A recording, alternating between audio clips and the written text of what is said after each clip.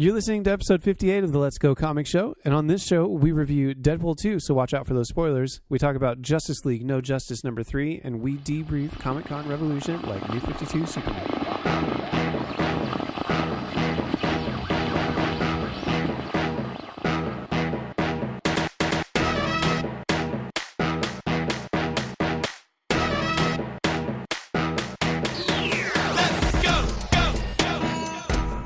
This is episode 58 of the Let's Go Comic Show. My name is Justin. And I'm Matt. And we are here to talk about comics, comic book movies, comic TV shows, everything in the world of comics. But before we do that, Matt, how do we rate that stuff? Oh, we rate that stuff with the Let's Go Comic Show rating system.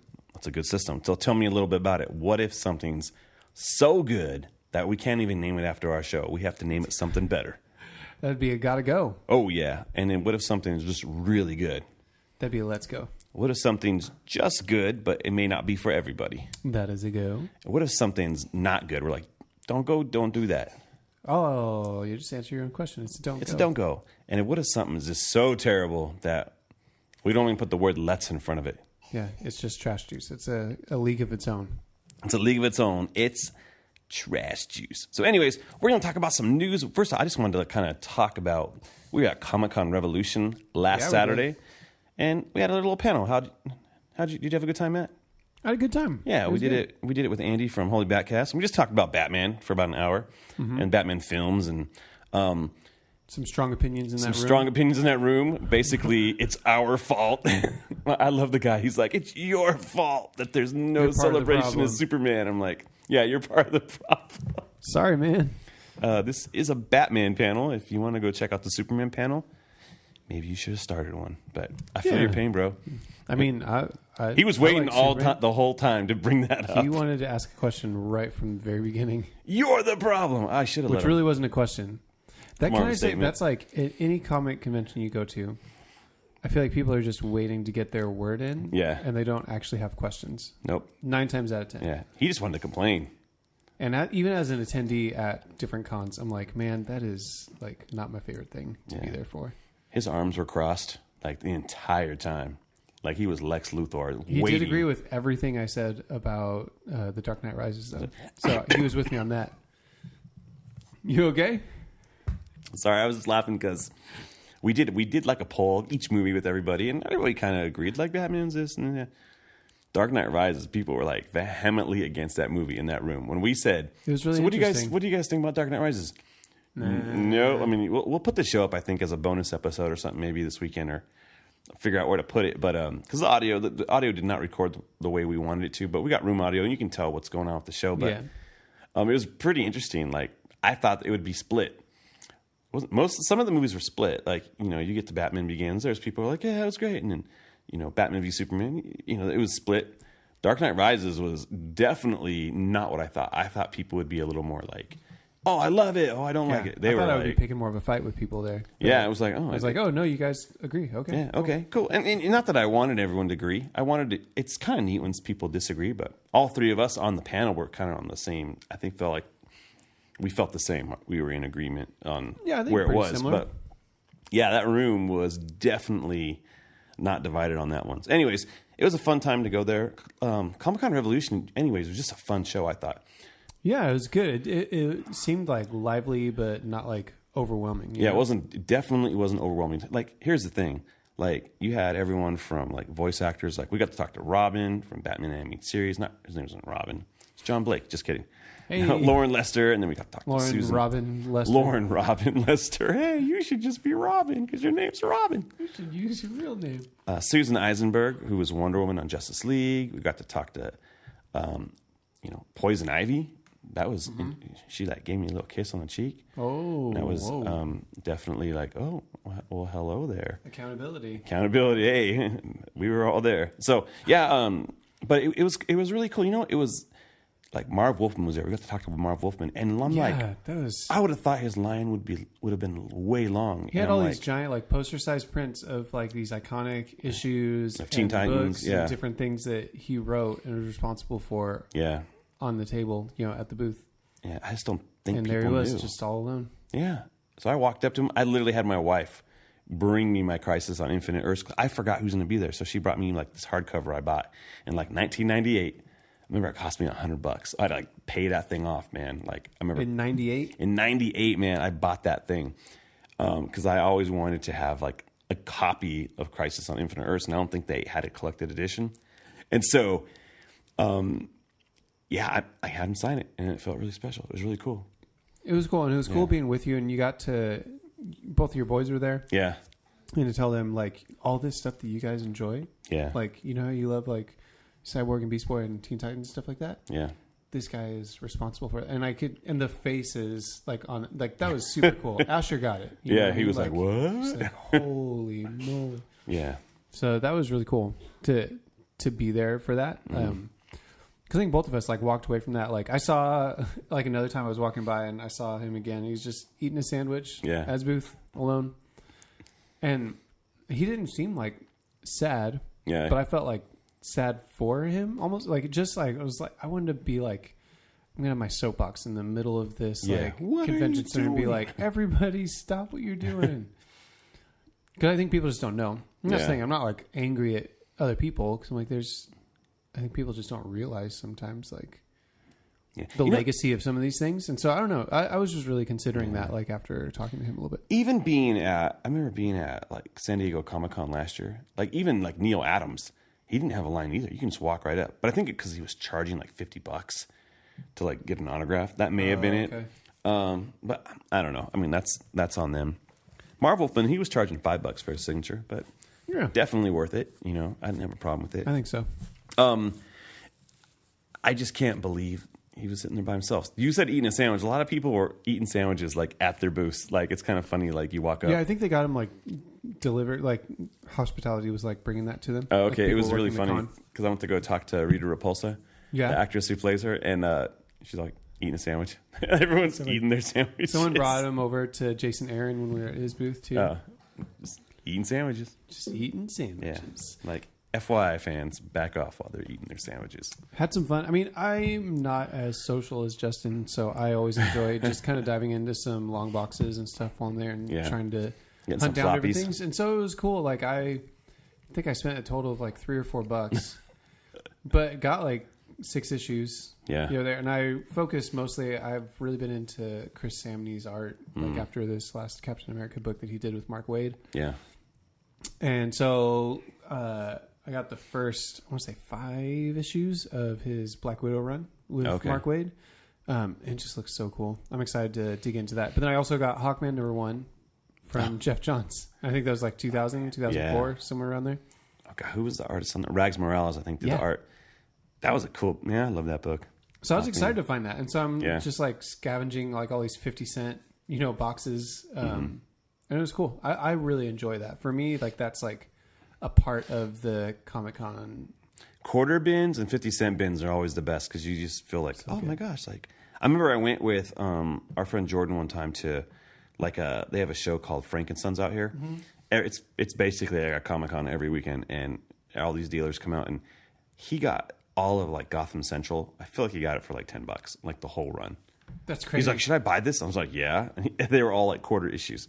So you got like the whole run. I was like, pretty much like all issues. So cool. Yeah. So yeah, quarter bins. Go to those quarter bins. You can find some good comics. Anyways, that was a fun show. I can't wait to go back to it. Thank again. you, Comic-Con Revolution. For having us Comic-Con Revolution. Like if you're in the SoCal area, you are snoozing on that show. It was good.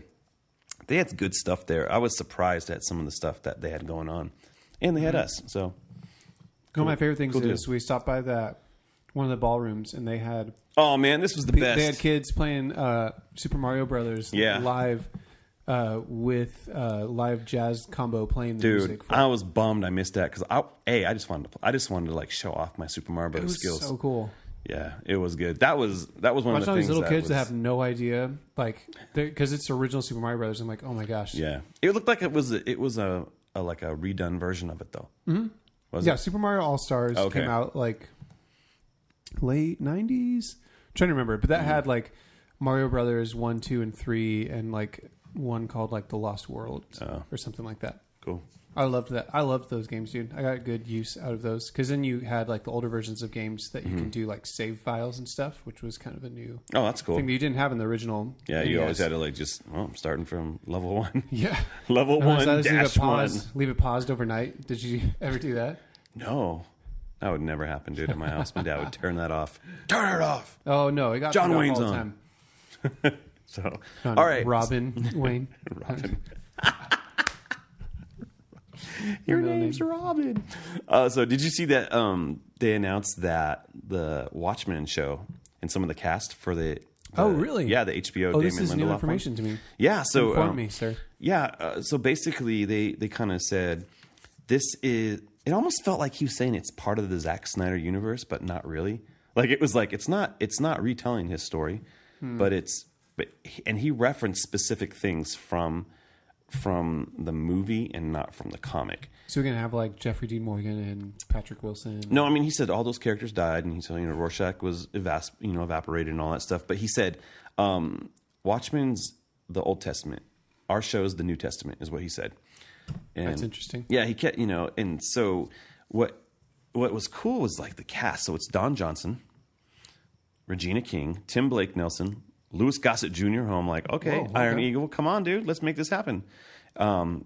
Adelaide Clemens and Andrew Howard. I don't know who those two other actors are, but That's like a kind of it's a pretty solid crew at the beginning. yeah, and so the story will be Interesting. set in the world its creators painstakingly built, but in the tradition of the work that inspired it, this new story must be original. Lindelof wrote.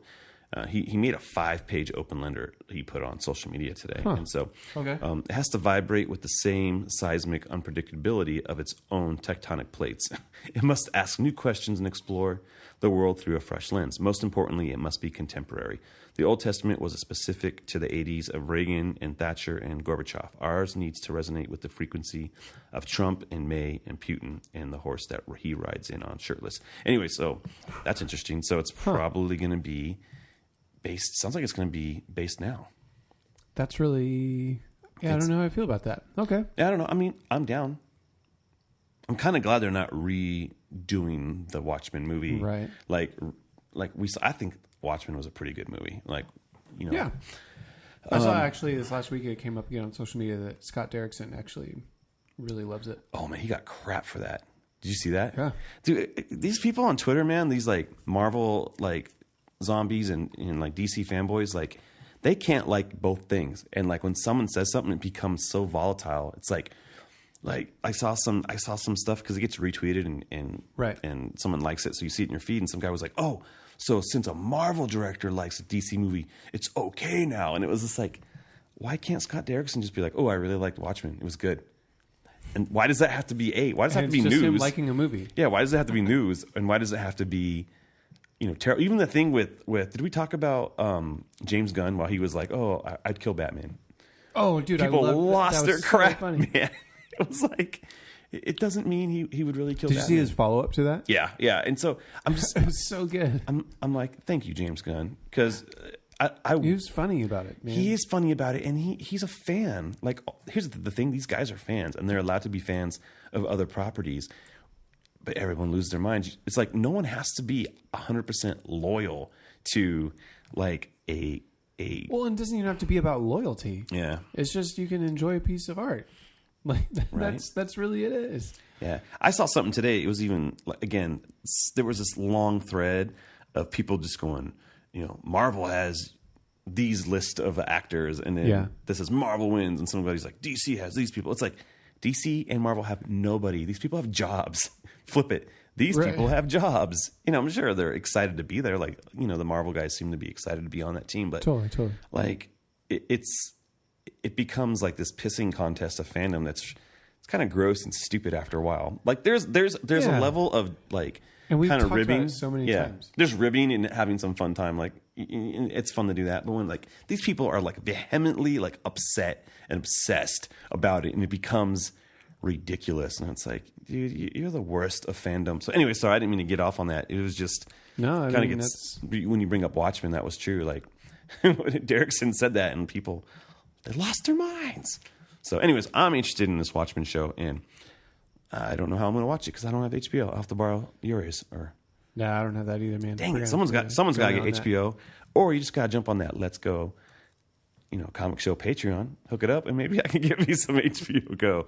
That would be fantastic. So if you want to give me some of that, HBO, jump on the Patreon at the end of the show. So, all right. Sorry, my voice feels like it's going because I was talking for a long time tonight. So, all right. So let's jump into. We missed it last week because it was the day after we posted our show. But yes. So Stephen Amell teased some big news for the DCW shows. Yeah, for the CW, for their annual crossover. Yeah, and so big news is Batwoman's coming to that universe. What do you think? And Gotham City. Not the show Gotham, but she's bringing Blu-rays for everybody. But it's kind of funny. That show's wrapping up, and so they're now, okay, we can jump on there. Yeah, it's fine to me. Like, honestly, I think Batwoman is a pretty cool character. I've never resonated a ton with her. Like, there hasn't been like a really great like, oh, I love this character moment for me. Oh, she seems cool, and it's not a different kind of character. I was going to say it's a different kind of character. I mean, Then Arrow what? is that, like, all these people are already kind of like that Batman role. Yeah. And so for me, bringing another one in, it doesn't really do anything to excite me for it. I'm really curious to see their representation of Gotham, though. Yeah, I mean, they've say already hinted at, Batman exists in this world because They said something about Gotham. They've said something about Wayne Industries, and he said something about Bruce Wayne this season like, specifically. I thought Bruce Wayne was green now, or something like that. Like, he kind of made this allusion to that. So, we're getting closer to Batman Beyond. I don't think Batman's ever going to be on a CW show. They're saving him for the movies. Well, yeah, I don't think even Superman is going to be back on a CW show. They did that one time, and I'm like, oh, that's not happening again? Yeah. So, I don't know how I feel about it. Like, part of me thinks, like, just put him on if you want to use it. But I just don't want to see Batman sucked into some, like, CW melodrama.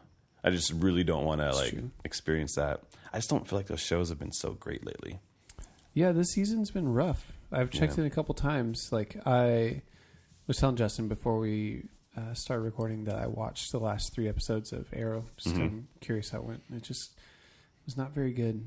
It didn't leave like a very compelling Arrow ending to it. You have failed this Arrow season. I had one job. You had one job. Save this city. Yeah. Like, man, we get it. It's in the intro every week. You don't have to put in the actual dialogue, everybody. Like, the big news this week also was he's going to have a goatee this season.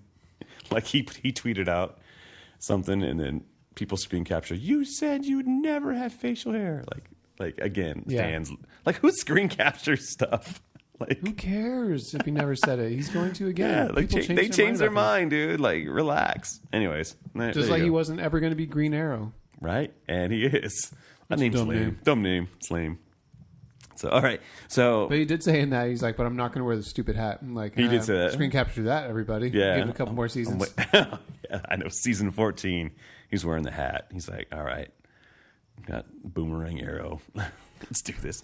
I still love that episode where he did the boxing glove kind of arrow. And when he first went up against Wildcat. Oh, Wildcat. That was what a waste. I cheered when I saw the freaking, like, the way it was set up. I was like, oh, crap. It was perfect. Yeah, they need to bring those back. Like, that was great. Okay, so next up, Thundercats Roar. Speaking of nerds' crazy opinions. fans. Oh my gosh. So Cartoon Network's doing this like fun take on Thundercats, and all these people are fans of the Thundercats TV show from the 80s, and they're doing a kind of a fun, looks kind of like Steven Universe like look. And yeah, it doesn't look like it's taking itself seriously very much at it's all. It's in the vein of like Teen Titans Go, kind of having fun with the property, and people lost their minds, and I'm like, dude, all right, yeah. No one burned down your VHS copies of Thundercats. They're still there. They're still there. And you know what? It was a little short of a run, and I think I only checked in a couple times, but there's another kind of refresh in 2011. Yeah. That actually looked really good, and I liked the designs a lot. It seemed like true to the spirit of it, but a really good adaptation, like modernization of the story. Yeah, it just didn't seem like it really lasted though. Like, people just didn't get into it. I think more than like a season or maybe 2. Yeah, and so I think why not try something different? Like that. That's the thing is like it might be horrible. Yeah, but we don't know yet. Like.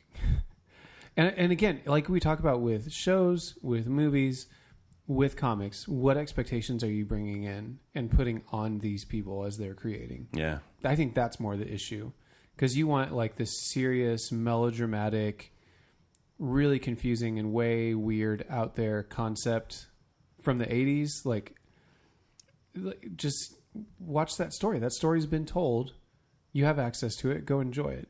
So I get it. If you're stuck in that is Thundercats and nothing else can be Thundercats, I get why someone would be upset about these redesigns because it is like very, very different. Yeah, it's definitely different, but I don't know. I think you can be open-minded about like what's it gonna be. I don't know.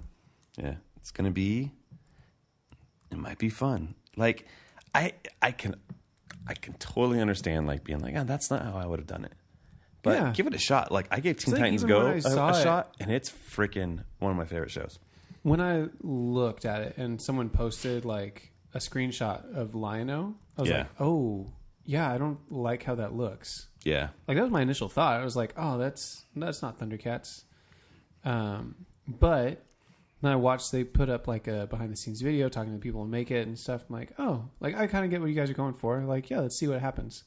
Because here's the thing. Like, I'm also like, it makes my heart happy. My kids are way into a few shows that are like modern, like refreshes of shows that like from when I was a kid. Yeah. And one of those is DuckTales. That's currently on Disney. Yeah. And it is so good. The animation looks really fun. The animation, like it feels updated and kind of a little more fresh, a little more lively, but still very much like in the spirit of the original stuff. So for me, I can see that and I'm like, that's one that everyone can kind of get on board with what it looks like. It works really well story-wise. The acting is great. It's still funny, but not to the point where you feel like it's this complete departure. So I get it. Like Thundercats Roar is way more of a divergence, I guess would be the word, right? And it's way more of a risk. And so you're going to have stronger responses on either side of this. Mm-hmm.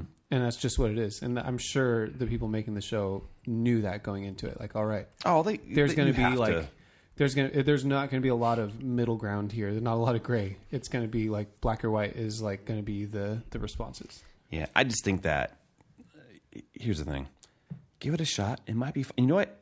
Kids may love it. It may drum up new interest in Thundercats, and then you can buy new Blu-rays of your old Thundercats show. There you go. And maybe they make a Thundercats movie that's really awesome. And then you can do your like starring The Rock as Lion-O or Panthro like cosplay, and you'll be fine. You know? The Rock should be Panthro for sure. I was thinking Vin Diesel. Oh dang, that's a good call too. Yeah, but maybe Matt Damon can be Tigra. Why do we keep casting? Who's Snarf? Who plays Snarf? Gilbert Gottfried. Kevin Hart. Snarf. Kevin Hart is Snarf. All the little characters. He can be Orko in the He-Man movie. They're all Kevin Hart is Orko. I would love to see Kevin Hart as Orko. That'd be amazing. Make that happen, Warner Brothers. I'm Make still that movie. bitter that they didn't have Orko in the Masters of the Universe movie. Yeah, that was weird. They had that weird troll-looking dude. He just looked like your generic troll. Yeah. That whole movie, man, was honked up. All right, cool. All I ask is that they move on to Silverhawks next. Oh man, and Centurions. Oh man, Centurions! all the 80s, those weird 80s like. What about Jason the Wheeled Warriors? Did you watch that one? What is that? So obscure, it's so weird, dude. The late 80s were an interesting time for animation. Man, for sure. All right. So let's move on. Finally, we kind of got an actual official like promo shot of Shazam. With Zachary Levi. See that. It was really standing just him. in front of a standee kind of a thing, right? Yeah, like, I think they're doing like licensing shows now because I saw some stuff with Shazam and Aquaman like on Twitter this week. But okay. So the best part is you got a lot of these guys who are famous for doing like fan manips, and this guy Messy Pandas at Messy Pandas on Twitter, he did my favorite so far of Shazam. So he took what we got of that image and just kind of doctored it up. Yeah, he put some sunglasses on him. On his drink, he actually put like a Wonder Woman logo, which is pretty smart, and then kind of has them in front of like this carnival. Like, I don't know if he's from America because he has 140 centimeters instead of like feet, So that's kind funny. of yeah. But it's that you must be this tall. Yeah, you must to be ride. at least 140 centimeters to ride. So it's a pretty funny poster, and I like the kind of looks like the lightning bolt scribbled, not like as shiny as it was in the original like logo reveal. And I like the tagline of Superman was busy. Dude, that was Shazam. pretty great. Yeah. Yeah. So it's fun. I mean, man, it's some good, solid marketing ideas from people that aren't in charge of that. But hey, it looks good. Yeah, it looks really I good. also saw one that someone put that same image and photoshopped it in to the image from Batman v Superman, where they're standing looking at each other, and he's kind of in the middle, both of them just sipping on the soda. I was like, oh my gosh, everything about that feels like the right tone for this film. So now that's the marketing I want. I don't know if that's the marketing we'll get. Yeah, it's really. I mean, they should totally go fun, man. Like, because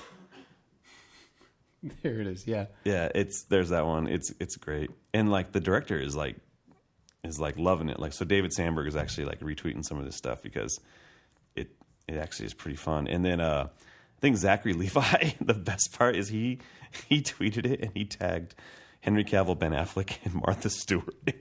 yes. So yeah, Warner Brothers needs to jump on it. It's kind of funny putting them into like some of their some of the other like movies. more heroic, like oh gosh, or, yeah, dude, or darker like kind of films. It's like, oh, okay, let's. And all we have is this picture of him drinking out of a soda. So it's kind of funny. So yeah, I'm excited. It was a good look to get that. yeah, so that's fun. So I'm excited for Shazam. I can't even say it. I'm excited for. I'm just scared to say the word because I don't want lightning to strike me.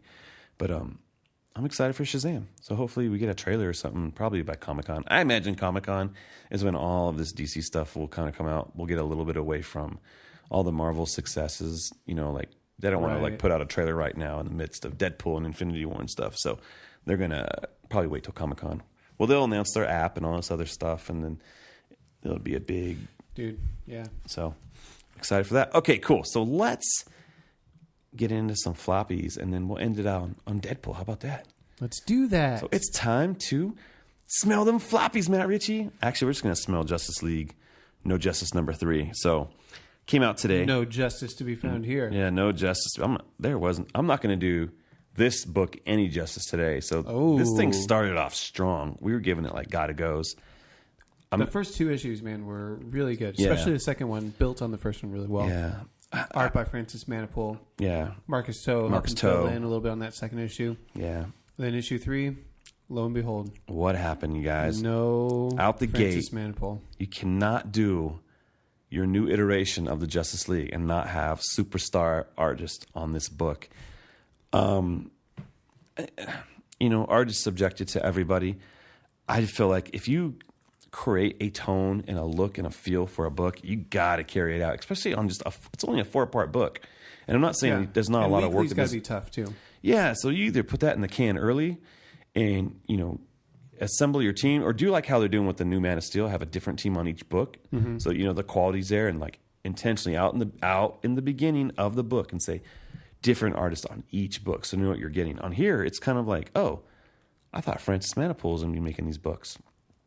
And here's the thing, Marcus Toe, I like Marcus Toe, so he could have just done this whole issue and I would have been fine, but nope. No. We got this cat, Riley Rosmo, and you know what? I don't want to say it's bad. It's just here's the thing. Looks really sloppy and awkward. I wouldn't talk about like how not good this art is. I would say it made me right away get like pulled out of the story because I was missing Francis Manapul. Yeah. So it's not necessarily like, oh, this is horrible. It's like, oh no, like, but you guys set this bar. Yeah. The last 2, and then this just kind of ran your face into that bar. Yeah.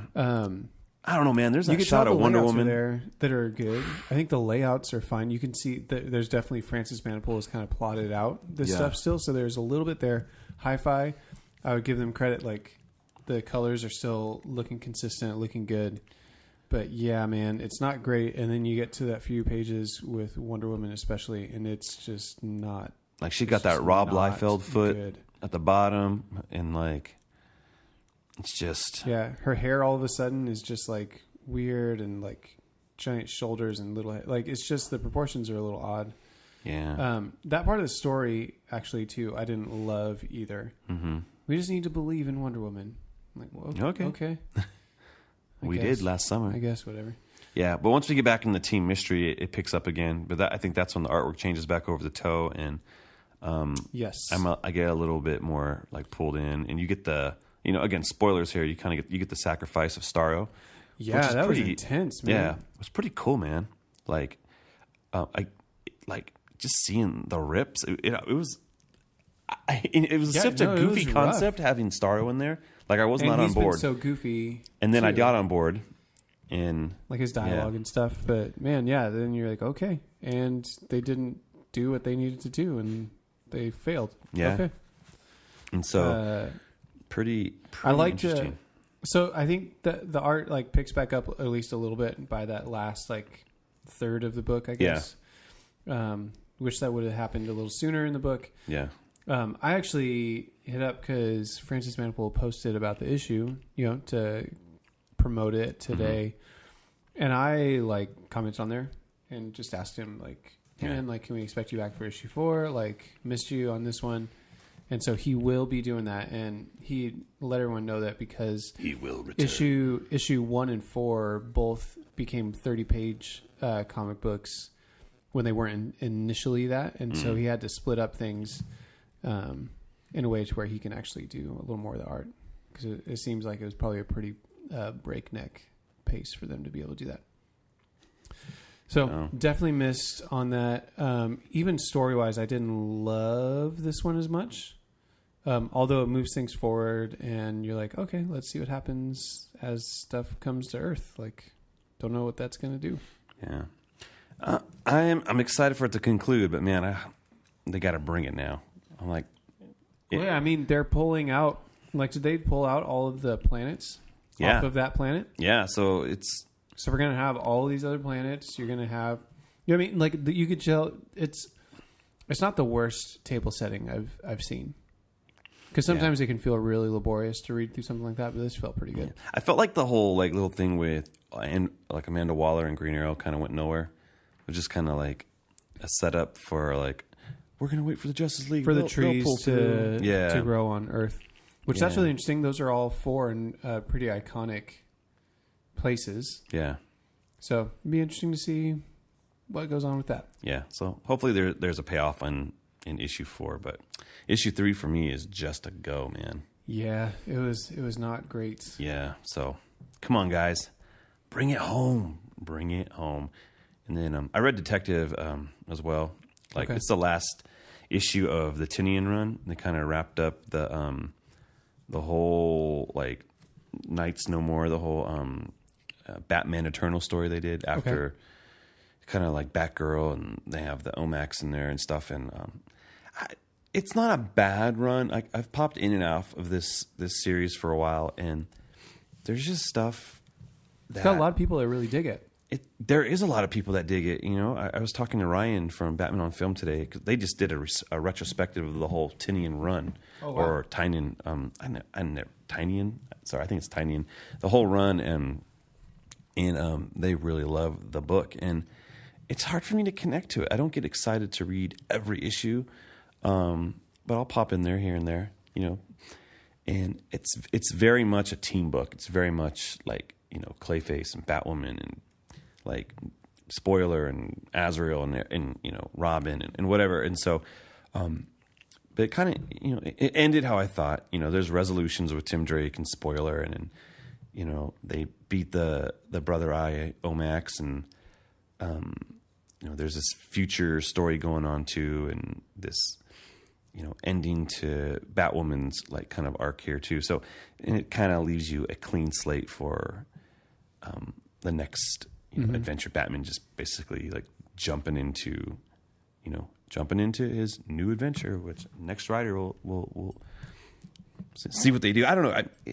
For me, it's just a. Have they announced another writer yet? Yeah, there's a whole bunch of different guys lined up. I think there's a one-off for the next issue, and then they're going to do this whole other arc with Black Lightning.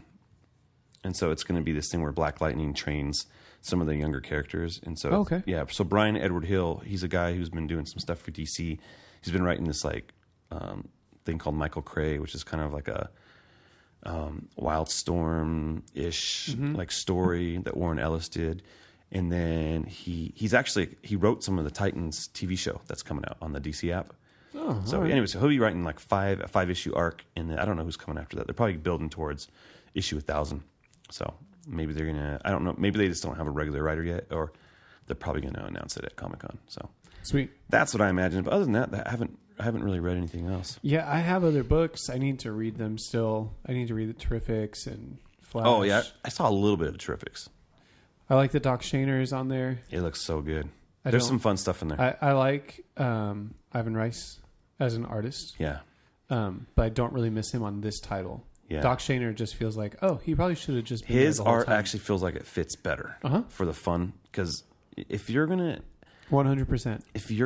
illustrate Plastic Man, you have to have a certain like feel to your pencils, and I feel like his does. And I want to finish it. I'm only like halfway through the issue, and there's some fun stuff with and like literally in the issue, Plastic Man names the team the Terrifics, and they're like, what? And he's like, don't say anything to Mr. T, because he already has a huge head, and, That's so, funny. So there's a Nice. Sorry, spoilers, but No, that's cool, man. I'm excited to read it. I also have the new Black Panther #1. Black Panther in space. Black Panther in space. Have not had a chance to read that one, so only really had the chance to read No Justice today. Yeah. Well, no Yeah. time, no justice. No So- time, no justice. No time, no justice. All right. So let's jump into Deadpool 2. Me and Matt, we Yeah, got to see Deadpool 2 together. we did. We had a date. It was nice. Nice. Is that right next to each other? Post Comic-Con, like, relaxation. Relaxation. Watching some Deadpool. So, overall, what are your thoughts on going into Deadpool, man? Going into it? Yeah, going into it, and Going into it, I felt like, cool, let's see it, but like I don't have these huge expectations for some grand adventure. But I'm like, man, this should be fun. I'm excited to see Cable. yeah, I'm excited to see Domino. Enjoyed the first movie. yeah, Because the first movie, and I think this kind of dovetails a little bit with how I felt about this one, didn't feel as rewatchable as I thought it was going to be. I ended up buying it on digital, like once it came out, like was that 2 years ago now? 3 years ago? 2 years ago. And so doing that and rewatching it was like, oh, not all of this stands up as much, because I would say a good majority of the jokes are kind of that, like, I can't believe you did that kind of laughter, not like a genuine, like, here's this setup and here's this really good joke. Yeah. Does that make sense? And so I think that's why I was like, going into this one, I'm like, cool. Like, I'm happy to go. Like, I'm excited to see it, but I'm not like expecting this crazy amount. You know what I mean? I wasn't putting too heavy of an expectation on the film. Yeah. For me, I mean, I wanted to see it, but it wasn't the one I've been waiting for, For me, Totally. it's like my in between Infinity War and Solo. Like, I'm actually really excited to see Solo. Oh, nice. But I'm really excited for Ant-Man and Wasp. Yeah, that as well. Like, I want to see that. So Deadpool and Ant-Man, I feel like, are on the same level of excitement for me, like where I was. I liked the last Deadpool, but I only saw it once. I didn't see it more than once. And so it wasn't like I don't love Deadpool as a character, but the movie was totally enjoyable. Yeah, agreed. He kind of annoys me in comic books. Like when he came up in the Defenders book. Oh, the Defenders? I liked that. It was just like, I don't know. I It was liked that a okay, lot. but it was what it was. So, but I enjoyed this movie. I think I enjoyed it more than the last one. Okay. But I only saw the first one time, so I don't know. It was a fun movie, and that's all I can say about it. Other than that, like, the more I think about it, they did some fun stuff in it, like especially with X-Force, because you have this, like, you go into it thinking it's going to be an X-Force team-up movie, and it is not. FYI, spoilers, it is not an X-Force team-up movie, right? Oh, man. Yeah. They went to some pretty great lengths to pull a fast one on us. Oh, yeah. To see like the amount of footage that they just shot just for trailers and just for misdirection. Oh, yeah. I can respect that. Like, that gag and that sequence, I think is worth seeing the movie. Like, Yeah. it's just not something you expected. And I think that, again, is like, seems like to be what these movies thrive off of, is the unexpected and the kind of gotcha kind Yeah. of moments, more than, because I'm not thinking of like moments or jokes or quotes like that I'm going to keep using. Yeah. There's just not. But I enjoyed the experience while I was there. Yeah. We both laughed like pretty hard. Oh yeah. I would say with this one, I feel like I laughed more often. Okay. But I laughed harder at the last movie. Yeah. I think that's how I would say it. Like, I remember like crying, laughing at the last movie. And this one, even the parts I thought were really funny, I never quite got to that point. Mm-hmm. And so I think there's just, I wonder if there's just not the same like lasting power when you're just relying primarily on like dick jokes the whole time. Yeah. And I felt like, I don't know, I felt like there was a little bit of like emotion in it, you know, with, again, with him like losing his girlfriend, you know, when like Vanessa dies, you're like, oh dang, you know? Yeah. Like you feel that moment and then it goes into like this kind of like self-deprecating humor and like, you know, he blows himself up and yeah, it just undercuts everything. And it's similar to like why the Guardians of the Galaxy movies to me like aren't like the best. Like they're good, but I think it's like, man, like there's this really fine line of finding where you can still feel like you have stakes to the film. Yeah. And something like at risk, but not like going so dour and serious into that and still being lighthearted about it. Yeah. I mean, and if you're going to push it further past that line, this is the movie to do it. Like, I don't think it's bad that they did that. No, I don't think it's bad. I think that's the tone of Deadpool. You know, it's not gonna be. If it went super, I mean, if it goes Dark Knight, it's not doing its job. You know, there's a certain tone you're going for. But I actually think they kind of balanced it well, like because it did. There was those feelings and those times where he goes into like this like almost afterlife where she's like, your heart's not in the right place, and then like you're not ready, and so you kind of felt those moments, you know, and even at the end where he does see her. Those things felt out of place to me. They did see. Yeah, I wasn't bought in on those moments at all. Huh. See, I totally was. I totally like, I was like, okay, I can see, like, when he's with her, he can actually be himself. Like, when he's doing all his Deadpool stuff, that's when he, you know, it's kind of the Spider-Man situation where he becomes Deadpool when he has, like, the suit on, but he's able to, I mean, he's still a funny, quippy guy when he's with her, but he's not a cartoon. When he gets the suit on, he's a cartoon. When he has the suit off, he's not a cartoon. Interesting. Okay. Does that make sense? Like, to me, that's how I kind of see it. So getting into, I really liked David Leitch. I think he brought a lot of, the action was really good. Yeah. Like there was fighting. Yeah. I mean, I was sitting next to you. There were so many times where I was like, wow. Yeah. Or like said something out loud. Yeah. Like something that's happening for the action beats. Yeah. So all that stuff was good. So it was cool seeing him. It was interesting. Like, was it Tim Miller who did the last one? Mm-hmm. Yeah. Like, you know, as he got kicked off of this one, it's kind of interesting to see like, why did he get kicked off? You know, like where was the disconnect between him and Ryan Reynolds on the movie? Right. And so I don't know. Interesting. Like, yeah. I wonder what was the big like disruption between them two. So, cause you kind of think like, oh, this team did it, small budget, made a whole bunch of money. Like, let's repeat it. And it was like, nah, man, doesn't got my vision. You're out. And so, okay, let's bring in John Wick. Yes. I mean, I thought that was interesting, but it didn't, yeah, I don't know what that disconnect would be. Cause to me, it really feels like a lot of more of the same for the most part from the last movie. Yeah. They did some stuff differently, but it's like, yeah, you kind of found your thing and you're going to kind of keep doing that. So I don't know. Maybe I was shocked a lot just at like the stuff they did, but I wasn't surprised a ton. Yeah. Is that a weird like differentiation to make? Like, I think I wanted to be surprised by like new things a little more.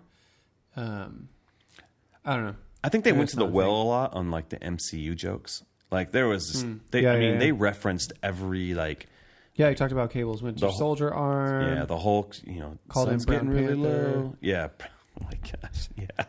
I mean, they were funny, but it was like really like, okay, here's another MCU joke. Like, there's a lot of them there. You know. Yeah. You know, the DC joke, like you're really dark. You know, like I thought that was just for a trailer. And they kept it in there. And then the part where Cable's all, who are you? He's like, I'm Batman. Oh, yeah. I thought that was funny. What were some highlights for you? I really like Domino. Like, I don't know much about Domino in the comics and stuff. You know, I know people got upset with casting at first, but like, you gotta get over that. Like, I thought Zazie Beetz was great, She was so cool. but I also feel they shortchanged her a little bit. Like, she was cool, and that's all she was. But maybe you don't need to get all of her story, you know. But I thought how she was used, like it's called the way, Deadpool, not Domino. yeah. And so I like how her like domino effect kind of worked when she did stuff. I loved that. Like how things would, like, it wasn't just one thing, but one thing would lead to another. And so that was cool. That was such a cool power. And so it was cool seeing her. Like, and the way it was shown was just so cool. yeah. We talked about this a little bit afterwards, like some of the special effects, like a character like Cable, not Cable, sorry, like the characters like Colossus and the Surprise. And the Surprise, which the Surprise is. I was genuinely surprised. Juggernaut. I was surprised Juggernaut. And so I heard that Ryan Reynolds did all the voices on it. So I did too. I think the special effects look a little chintzy on it, but I think they're supposed to. I think that's supposed to be part of the. You think so? The brand of it, yeah. I think they just used all of their special effects money on Deadpool and Cable. You think so? Mm-hmm. I don't know. It didn't bug me. That's the thing. Like, I thought it was fine. It was passable, I would say. Yeah. But you know, again, I liked seeing Colossus again. That's like my favorite version of Colossus. I'm like, dude, just put that version of Colossus in X-Men. Yeah. Negasonic Teenage Warhead. She was cool. She kind of felt like she was there, but yeah, I felt like that was more like, hey, remember her from the last movie? Yeah, like she's still here. She really had an awesome moment in the first movie. You know what I mean? Like where you're like, whoa, this is really cool. And this one was like, oh, you're just kind of on the sidelines, but her X-Men suit's the best. Oh my god! Like, come on, like the next X-Men movie, they got to have those suits. That X-Men suit for this one was the best X-Men suit. I would have thought they would have done that in Apocalypse. I would have liked it more, at least if they had, except they had those dumb, like, they took the Bryan Singer suit and like, let's put stupid like black plastic armor over everybody now. I don't know, man. Yeah, not great. I couldn't tell, like, that little cameo where they had the X-Men in the room. Okay, I that was double cool. check. I looked it up. It was the cast of X-Men Apocalypse. Yeah, no, it totally was. But like, were they wearing the costumes? I think they were wearing the costumes, like, or at least think closer to what they were at the end of the movie. Okay. Quicksilver, I think, had like another like band T-shirt on and stuff, but Okay. I don't think it was the same one that he was wearing before. Okay, yeah. It looked like that was a all good those moment. cats. That was a good build up and payoff. Yeah, because he was like, "Come on, talking about like studio no one's wouldn't in there. give us anybody," and there they were. So that was cool. Yeah, I thought that was good. I don't care for Weasel. Like, yeah, T.J. Miller. yeah, I was like, why is he on the team? I didn't care about him there. Yeah, I don't know. He bugged me. He just does that kind of comedy, like where you just riff. Yeah. I like Dopinder. I like him, like, always wanting to try out his. I think that was genuinely, like, there was it was kind of cute, like, every time And he they like would gave show up. like, what was the guy's name? Peter. Yeah, A spot on the thing, and Dopinder's in the background. Like, that was funny. that was like, such all right, a good you're in. moment. Brad Pitt being The Vanisher. is the Vanisher an actual character? Why don't you look it up on the internets? Look it up on the internets. But that was pretty funny. Like, that was a good little cameo there. A mutant supervillain appearing in American comic books published in Marvel Comics. Hey, the Vanisher. Teleportation, though, was his ability. Well, he. So I just kind of took that and messed with it a little bit, but in a really great way. Yeah. Man, that whole sequence of X-Force, like, dying. in fact, they're like, hey, there's high winds. And it's like, oh, it's just a little breeze. Like, come on. Like, and then literally everyone dies. It's so fun. Dude, I think that first moment of realization when Terry Crews, when Bedlam goes like face first into that bus, I was like, oh no. Yeah. Because I kind of wanted to see Starfire a little. I mean, not Starfire. You know what I mean? Yeah. It was definitely a shock when, like, Terry Crews gets hit by the bus and stuff. I didn't think everyone was going to get wiped out. I thought everyone was going to be like injured. Cause I thought a little bit like, okay, he just got hit by the bus, but he's a superhero. He can bounce back, you know? Right. But when Shatterstar When Shatterstar went down, dude. When he's heading towards that chopper, I was like, oh. Yeah. But I'm telling you, so those ones, you know what's coming, right? Yeah. And then you have, what did he call himself? The dude that vomited acid. Zeitgeist? Yeah, Zeitgeist. Yeah. Like is in the wood chipper and Peter's trying to save him. And you're like, okay, well maybe. And then he barfs on Peter. Oh my gosh, dude. Just that was cool. Like when it's like, okay, so freaking Bill Skarsgård, and he's in this thing. That's nothing. You're like, you got these kind of like cool like little spots, you know? Well, yeah, and Shatterstar, was that Louis Tan? That was the dude. He was in Iron Fist. Yeah. Yeah. And he's in Into the Badlands. And so he's like a legit dude. And I'm like, oh man, someone you know that can fight and do all this stuff. And he's out. Because they have that shot in the trailer where he's like doing some sword work, and never in the movie. They filmed that all on purpose. That stuff with him, the stuff with Terry Crews, like fighting bad guys. Yeah. They did that just for the trailer. So, yeah, and then you have Alan Tudyk and Matt Damon as the rednecks. Oh, that was who that was? Yeah. So. Oh, that's nice. Yeah, so. I didn't catch that at all. A lot of fun little, like. Julian cameos. Dennison plays Fire Fist. Okay, so he was into the whatchamacallit as well. He's the Hunt for the Wilder People. Hunt for the Wilder People, sorry. Which is a wonderful, oh gosh, dude. I haven't seen it, such but a good movie. that's a Taika Waititi film. Yes, correct. Okay. So this kid's pretty great. And if you liked him in this, he was pretty much the same kind of a character, except without powers in the other movie. Fire Fist. Like this really awkward, like teenage guy that like wants to be a gangster and like is obsessed with like 90s hip hop. Oh my gosh, are you kidding me? Oh dude, it's so good. And so I thought he was pretty great. And I would say I believed his arc in this too. Nice. Yeah, I did too. I liked it. It was fairly cliche. I mean, but yeah, it became very like Terminator 2 with Cable coming back from the future to like stop this guy. Yep.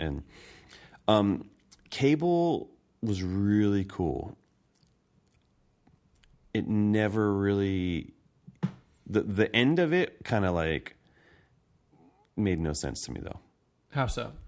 Because all he wanted to do was get back to his family and save them, and then the moment he can, he's like, "I'm just gonna stay." Like you hate Deadpool. Save Deadpool instead. I'm gonna save Deadpool, and then I'm just gonna stay here. And I mean, they kind of like made it so like, well, he's gonna stay and make sure nothing bad happens. But like, dude, you saved your freaking family. That was the emotional beat. Like that felt like the culmination of the Deadpool emotional beats. Yeah. And I would say like it was just consistent with like that didn't quite land for me. Yeah. Yeah. It felt like, well, we need a way to keep Cable around. Yeah. But I will get it. Like if he's all about saving his family, he's about he did save them. He doesn't necessarily need to be with them. He knows that he's, you know what I mean, done the job. Yeah. And so I don't know. I thought it was okay, but the emotional part of it, I was like, like I'm not. I wish he would have been not. It would have been more in spirit of his character to be upset about being stuck there. Like for him to be like kind of turned into this like, okay, he's a softie type of thing at the end. Didn't feel true to who he was. It kind of felt okay. So and he was starting to be too quippy for me towards the end, like the whole dubstep thing. Like that joke didn't land for me so much. It was like, okay, the first time it was kind of funny with Deadpool, but like him bringing and it they start play Bangarang by Skrillex, like. Yeah, I mean that was a good moment, but yeah, I mean it was whatever. Like I don't never really got a sense in the context of the movie, because I know in the context of the character, but in the context of the movie, I never really felt like I got the chance to know what would be true to Cable. Yeah, because I would say similarly to Domino, you get a little bit of backstory. Yeah, but I mean Cable obviously is almost like co-headlining this with Deadpool. Mm-hmm. I remember for a second I forgot Cable was in it. I was like, well, because crap, they do a really good amount of the film before ever getting to him. And so I think with how fast like the quips and everything move, I think the introduction of Cable and his arc just felt like it was lagging behind a little bit. And I didn't quite feel like that was moving at the same clip. Yeah. To where Domino, I feel like when she was in there, it felt like she was like hopping on the train like at the same speed. Oh yeah. Yeah. Oh, you know what? Another thing that they did that was unexpected, not just the X-Force stuff, but when they're like introduced, it's Black Tom Cassidy, like, and you're like, oh, okay, like that's a pretty significant like X-Men character. Like, I wonder if this is how they introduce him. And yeah. A bad guy? Nope. Just shot in the head randomly during a fight. I love the whole that was funny, like the whole racism part. Yeah. That was great. It's like, I'm not a racist. That was a good one. Yeah, that was pretty funny. And then okay, so what did you feel about them basically erasing the entire movie? Like at the end, it was like so Vanessa's not dead. Like everything's back to. Yeah, so he could just go back and save all the X-Force guys too. Yeah. Because we know he saved Peter. Yeah. Just walk away. Just walk away. Walk That part, like, I knew that was coming when he spit the acid on him because they were like, he spits this terrible acid. He gets no, walk away. What? No, come on. just walk away. So it's fine. Like, Yeah. I liked the mid-credit scene. I like the stuff where he goes back and basically rights the wrongs of the movies he's made. Yeah. Those were both really, really good. He's all, Did I welcome tell to you- the big leagues. I don't remember who I showed. Maybe I showed Delon. He and I were talking the other day, but it was some marketing email from like Movies Anywhere or something like that. And it was like, and it was a big picture of Deadpool on the top. And it's Yeah. like, check out other like great films by Ryan Reynolds. And it was totally X-Men Origins and Green Lantern were like the two of the first ones on there. And I just laughed. Did you see what Warner Brothers had like last week? Like they put a thing out that said we tried to put a ring on it. That's funny. So Warner Brothers has been trying to. I think they've been a little more like meta in their communications because they've been really like even with Teen Titans Go, they did this whole thing like, hey, congratulations on your movie. Like you've had two of them. It's like Robin talking to Deathstroke, and he's like, what are you talking about? I've not been in any movies, And it's like, no, your movie just came out and made all this money. He's like, what? And they're like, kind of like, congratulations to Deadpool. Go see Teen Titans Go in July. Nice. So they're definitely playing that up a little bit. So, but yeah, overall, Deadpool was a fun movie. Yeah, I mean, at the end of the day, when it gets to that last slow motion shot of them walking like that, I would watch that X-Force movie. Yeah, and it was kind of cool how they put him in his X-Force suit. In a way, the gray yeah. and black suit, like because with he was covered in the gray kind of Yeah. stuff, and you're like, oh, okay, that was pretty slick. yeah, I liked that. I like the Logan thing in the beginning. Like Oh man, he is gonna lampoon Hugh Jackman in every film until Hugh Jackman comes back. I love it. I loved that was the opening. Yeah, some good stuff. So, yeah, man, I don't know, like Deadpool, dude. I don't think. Yeah, we weren't doing the show when the first one came out, so I don't have like that to make sure that I don't do this crazy different rating than I would have given the first one. But I would say both of these Deadpool movies are go for me. There just goes. Yeah, like they're good. I think they're worth seeing if that's your thing. But I think this is very, very based on like taste and stuff and preference. Yeah, Because there's gonna be people that are just not into this style. Yeah. Even if it's well done. Yeah, no, for sure. And I think Deadpool isn't for everybody, which is weird because I mean everyone went and saw the last one, so Yeah. And this one's doing really well. I'm curious how the legs on this movie will go. We have a mutual friend who was like, this movie is so much better than Avengers, Infinity War, and I'm like, they're just two different movies. Like to say like this is better. I mean, you may I enjoy don't want one to say better. you're wrong, even though you are. Yeah, But- definitely. But you may enjoy it more. I feel like Infinity War was a film, and this is a movie. I don't know. Oh dang! I hear you. You hear what I'm saying? I hear you. They're still good. They're both good, but they just mean different things to me. So, but Yeah, me too. If I'm going to give this a grade though, so you gave it a go. Yeah. I would say it's a let's go. It's still fun. I think I would want to watch this one again because All right. I laughed a lot, and there's things that I want to see again, and I really enjoy the cast. The cast is really good. You know? I'm open to seeing it again, but Yeah. I'm not like. gonna Well, I can't fight with my to go movie see it pass again. because stupid movie pass. Thanks a lot, Movie Pass. Yeah. So like, I mean, I'm still grateful for all the movies I do get to see. Don't get me wrong. there you go. So Thank you, movie pass. Thank you, and thank you. I still love you. I still love you, movie pass. But dang, girl, come Why on. you gotta do me like that? Why you gotta do me like that? So I really hope that we get to see Deadpool in the MCU. I don't know with the Really? recent thing like Comcast may buy Fox now, like they may outbid Disney with cash. So who knows? Who knows what's going to happen? I read a thing that said, this is kind of a side note. If Fox gets sold, it breaks the Marvel deals, so everything goes back to Marvel anyways. I don't know if that's true. Yeah. So find out next week when We'll something else see. happens. Who knows? So, all right. So you gave it a go. I give it a let's go. Yeah. Let us know what you think if you Either want. way, Hit us worth up. checking out. Yeah, hit us up on Twitter. I wonder what's going to happen this week with Solo. Yeah. What do you think? Should we make a wager? Does Solo knock Deadpool out of the number 1 spot? Yes. Does it? Mm-hmm. Does Black Panther knock Solo out of the number 1 spot? It's like you can watch not? Black Panther at the movies right now, at home, on digital, like whatever way you want to watch Black And Panther. you should. You can. You can get a VHS of Black Panther right now. I think and Star watch Wars it. as a brand is just too big to not do that. Like, I think you Yeah. have that subset of, I would use air quote, diehard villain. Whoops. Not villains. Freudian slip. Fans Yeah. that are still angry about the recent Star Wars movies, which I don't get. Have you We seen don't have the time stuff to on get- Rotten Tomatoes? It's awful. Oh, dude, it's horrible. People Yeah. are proactively going on there and talking about how bad it is because of what Star Wars has done the last 2 movies, which, whatever. There's a whole host of problems for that Yeah. attitude going in. But I think, in general, in the eyes of the public, I think Star Wars as a brand is just too big to not just Yeah. just own it this weekend. And I would say, like, the people I've talked to, the consensus would be that is it Alden Ehrenreich is the Yeah. the guy that's playing Yeah, Han Solo. Han Solo.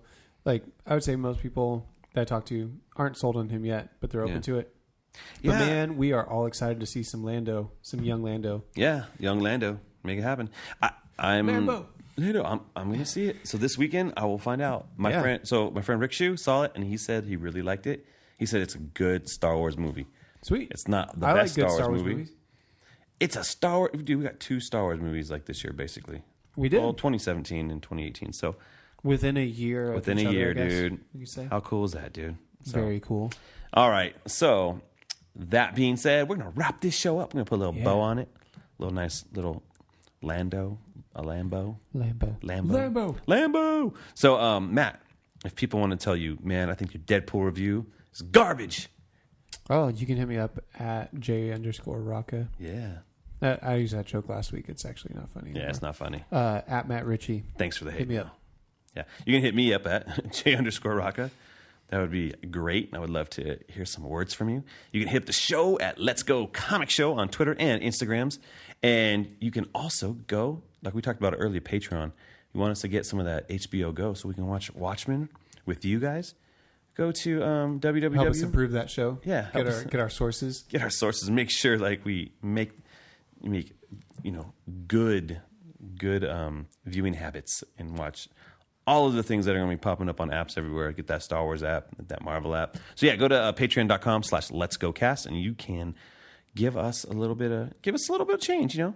Give us $1. If everybody gave us $1, I will remember you. All the dogs will live. So yeah, just throw down a little bit of bucks and I'd love to send you like a button or a pin or a sticker or something. That would be nice. So do that.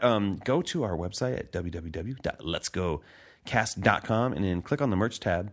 Buy some merch. That helps as well. So maybe you're like, I just want to get a t-shirt, man. Like do that and that helps support the show as well. Someone bought some shirts a couple weeks ago, so that was nice. Sweet. I don't know who you are, shirt buyers. Enjoy. But please wear those and tell all of your friends. And then if you want to, the best thing you can do is go to iTunes podcast store and leave us a review. Leave us a review and 5 stars, and that would be fantastic. We would enjoy those so much. We will read them on the air. We will read your words, and we'll do it in a really sexy voice. We'll be like, "Yo." Yeah, Justin will. I will do it. Yeah, my voice tonight, man. Woo, I'm gonna go home and say, "Yo, girl, what's up? Hey, baby. I just did a podcast about comics." So if you can do that, that would be fantastic, and we would love it. Want to give one more shout out to the Robin Everyone Loves the Drake podcast because this is their final episode of their gigantic 4-part labor of love of the Detective Comics arc, A Lonely Place of Living. And you get to hear a little more of Matt Ritchie today. Yeah. He does these things. He goes, crowbar. Don't you? Wait, no. Robin calls you crowbar. And you're like, what was that? Like last year? I don't know. You got some funny lines in there. So check that out. Pretty funny. You're funny. Well, actually, James Tynion wrote some lines that were funny. Well, whatever. And you said them. So there you go. Hey, you've acted as the Red Hood. You can put that on our IMDb. I am the Red Hood. Matt Ritchie is the Red Hood, and I was Batman. Today I should have been Batman with my voice. Hey, I'm Batman. So, all right. There you go. All right. So that being said, my name is Justin. I'm Matt. Let's go. Let's go. Let's go.